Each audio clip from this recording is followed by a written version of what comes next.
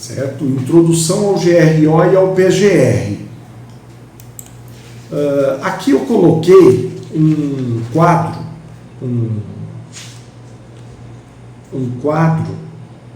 tá chegando mensagem.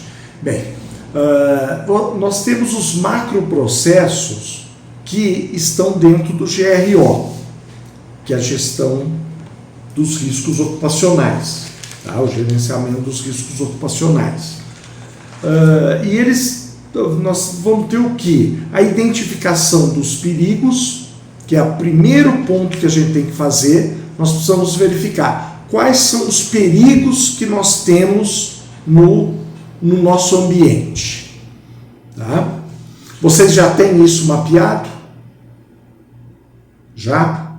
Tá. Depois nós vamos fazer, baseado nessa identificação dos perigos, nós vamos fazer o quê? A avaliação dos riscos. Porque, por exemplo, eu posso mapear um perigo, mas ele tem um risco muito baixo de acontecer. Inclusive, depois nós vamos falar das ferramentas que a gente pode utilizar para avaliar esses riscos. Tá? Como que a gente pode avaliar esses riscos. E, baseado na identificação dos perigos, na avaliação dos riscos, a gente vai fazer o controle desses riscos.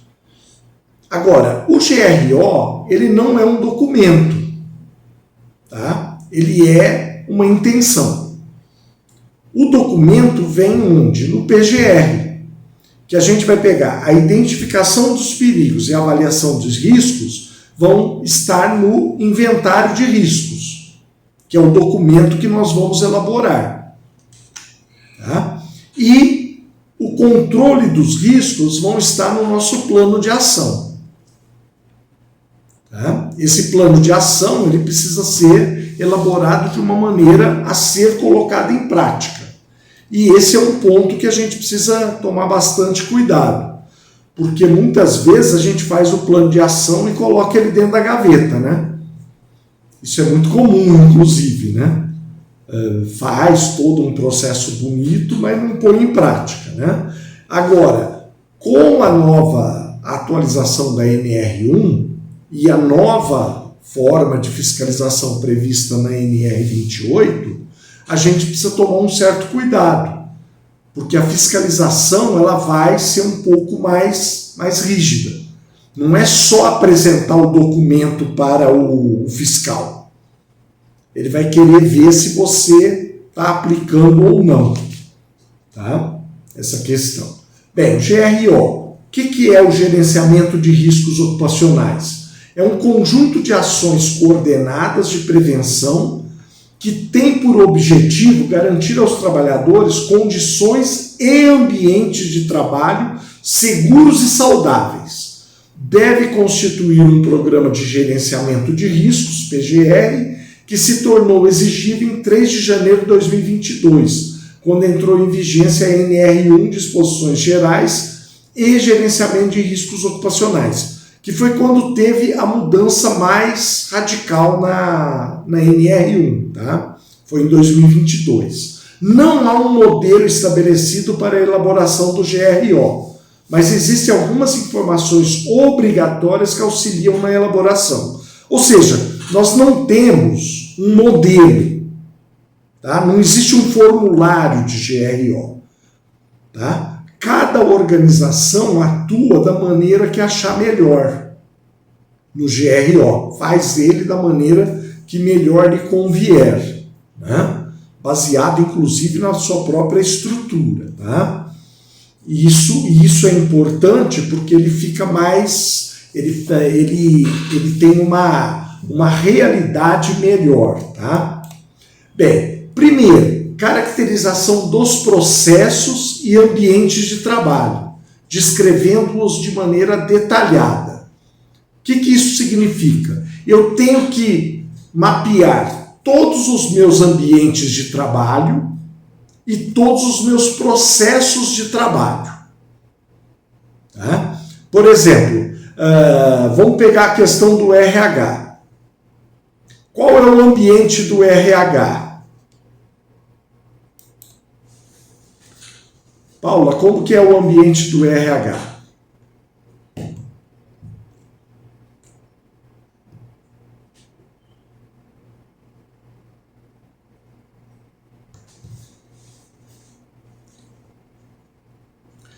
Oi?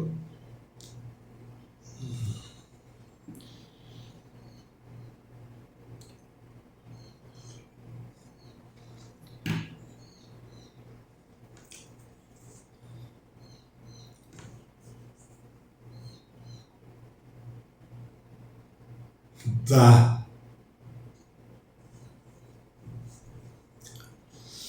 Tá, aí a gente precisa descrever também nesse ambiente de trabalho como é a iluminação, o nível de ruído, a questão ambiental de ar, se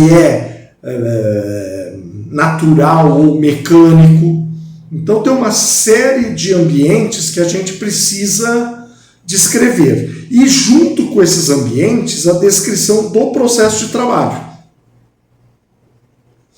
Tá? Por exemplo, o processo de trabalho, como que ele se dá dentro desse ambiente?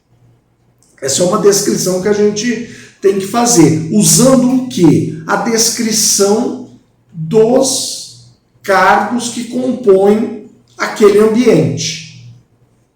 Então a gente vai fundir as duas situações, tá? Que é o que ocorre, por exemplo, o doutor Rogério trabalha no jurídico, certo, doutor?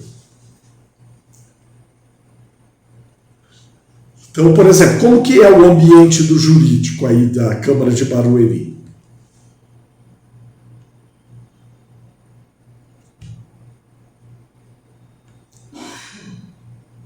Tá. Então, tá. Então vocês já têm um ambiente mais tranquilo de trabalho.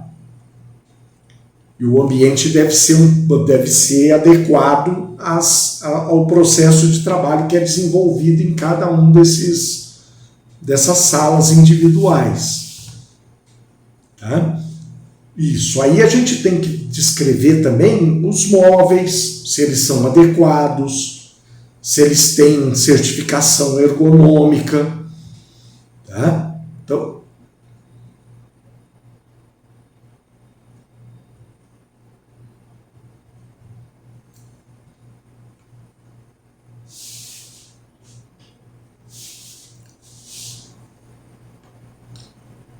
entendi. Bem, aí, aqui, o próximo passo. Caracterização de todas as atividades com detalhes e as operações que compõem suas diferentes etapas. Duração, frequência, máquinas e equipamentos utilizados, ferramentas manuais utilizadas e outros detalhes. Então, por exemplo, normalmente, como vocês, uma Câmara Municipal, ela tem talvez 90% das atividades dela seja administrativa, talvez até mais, as máquinas e equipamentos são geralmente computadores, tá? Mas existem também alguns setores específicos que talvez utilizem outras máquinas e outros equipamentos e ferramentas. Por exemplo, de repente tem um setor de manutenção. Esse setor, sim, tem ferramentas que alguém utiliza para fazer pequenos reparos, para fazer. Então, tudo isso tem que ser descrito para a identificação de perigos. Tá? Quais são os perigos que tem? Doutor Rogério, quais são os perigos que tem no departamento jurídico?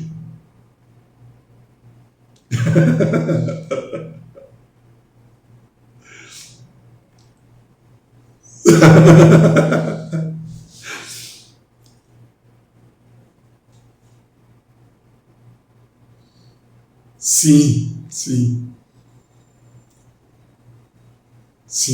Não, a gente brinca, né? Mas assim, o serviço administrativo, ele tem muito poucos problemas de perigos. Mas eu posso ter um perigo que é quase invisível e que ocorre muito. Por exemplo, o ar-condicionado. Se ele estiver sem a manutenção adequada, ele oferece um perigo de doença ocupacional. E é algo que normalmente a gente não se atenta para isso. Tá? Então, são perigos que precisam ser mapeados. Por exemplo, Oi?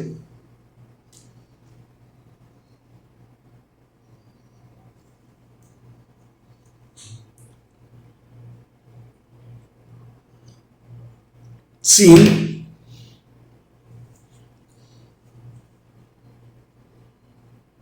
Sim, sim.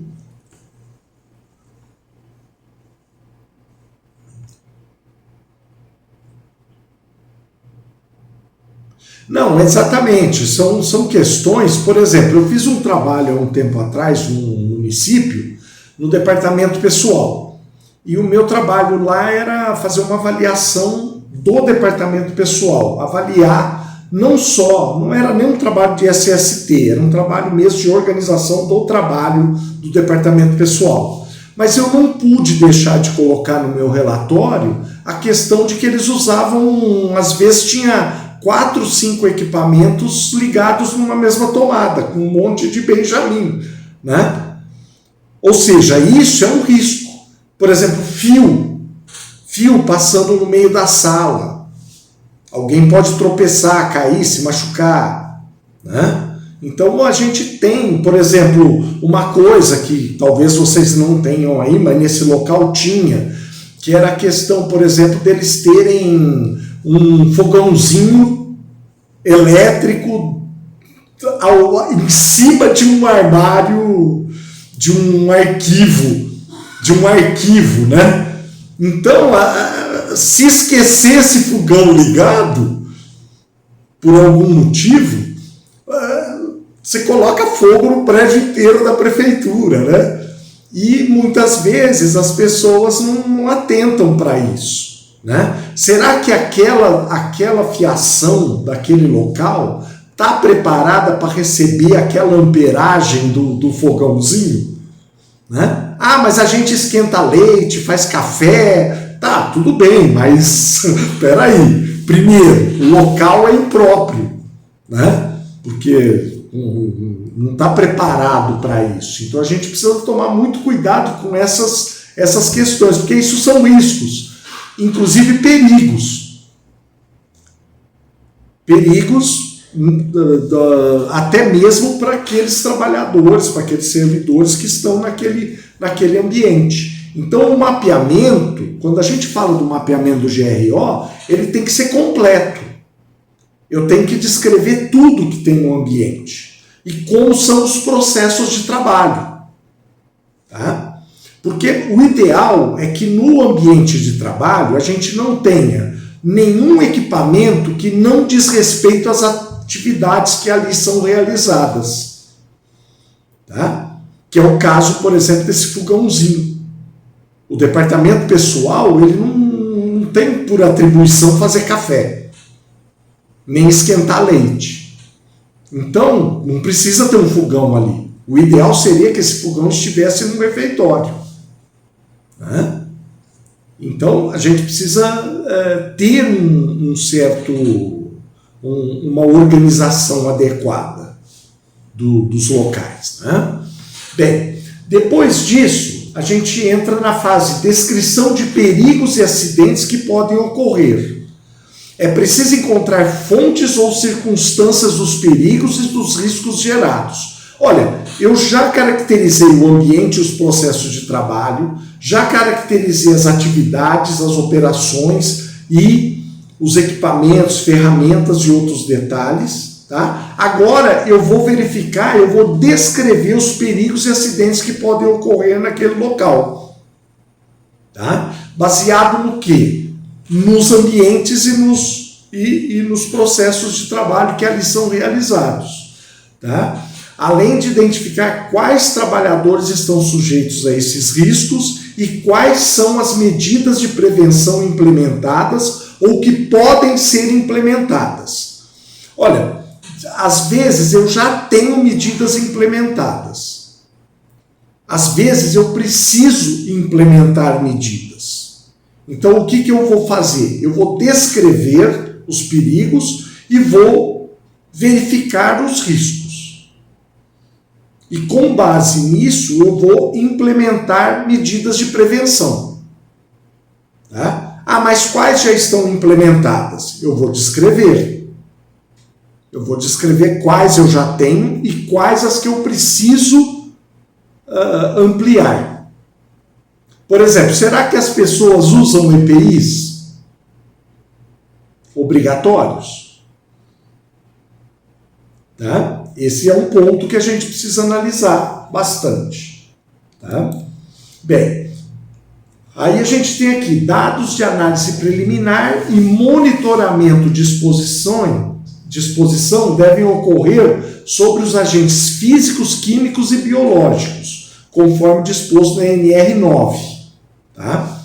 Então, por exemplo, vocês dificilmente vão ter agentes químicos e biológicos, porque Câmara Municipal não vai ter esse tipo de agente. Mas você... Oi?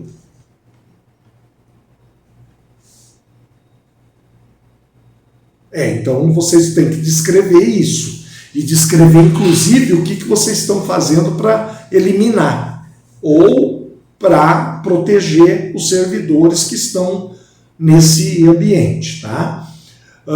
E os agentes físicos. Talvez vocês tenham mais agentes físicos do que químicos e biológicos. Tá? Mas isso precisa ser descrito, tá? De acordo com a NR9. Tá?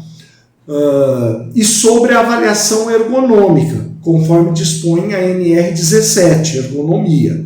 Por exemplo, basicamente o de vocês seriam as condições de trabalho, na NR17, e o mobiliário que vocês têm, tá? Que provavelmente deve estar dentro das normas.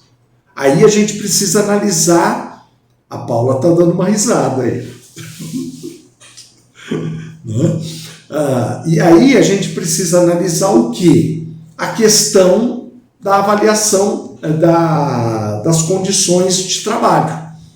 Como são as condições de trabalho? Aí existe muita pressão, existe assédio, existe o ambiente está de acordo. Porque, olha, o risco psicossocial, ele não vem só do assédio, ele não vem só do excesso de trabalho. Ele vem também de você trabalhar num ambiente que não está de acordo com o trabalho. Por exemplo, um ambiente muito quente, muito frio, causa transtornos não só físicos, mas também psicológicos. Tá?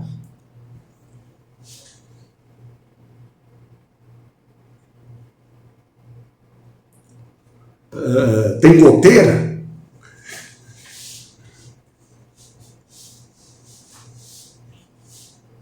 Então, são ambientes que precisam de manutenção. Então, quando a gente monta o PGR, o que a gente vai fazer? Nós vamos verificar tudo isso e vamos dar sugestões, ou seja, implementar medidas de mitigação de riscos. Porque, por exemplo, se você trabalha numa sala que fica úmida, isso pode causar alguma doença ocupacional. E não só isso, gera ansiedade, tá? Também no local de trabalho. Então a gente precisa ver o que fazer para mitigar isso, tá? Então vamos lá. Avaliação e classificação de riscos para elaboração de planos de ação. Os riscos ocupacionais devem ser avaliados, classificados e detalhados. E os planos de ação devem ser elaborados de acordo com as informações geradas na elaboração. Ou seja, olha, eu identifiquei perigos, avaliei riscos e vou gerar um plano de ação para controlar esses riscos. Não precisa ser imediato, mas eu preciso ter uma forma de mitigação desses riscos. O que fazer para diminuir esses riscos? Aí a elaboração, eu coloquei aqui algumas etapas, tá? Que é a etapa 1, a identificação dos perigos e riscos. A etapa 2, analisar e avaliar os riscos. Aqui já é um resumo, tá, do que a gente já falou. A etapa 3, controlar os riscos. E a etapa 4, monitorar e supervisionar. Ou seja, olha, depois que eu implantei e controlei os riscos, eu tenho que monitorar e supervisionar. Por quê? Porque eles podem voltar. Vamos supor que eu consegui resolver o problema dos riscos naquele ambiente.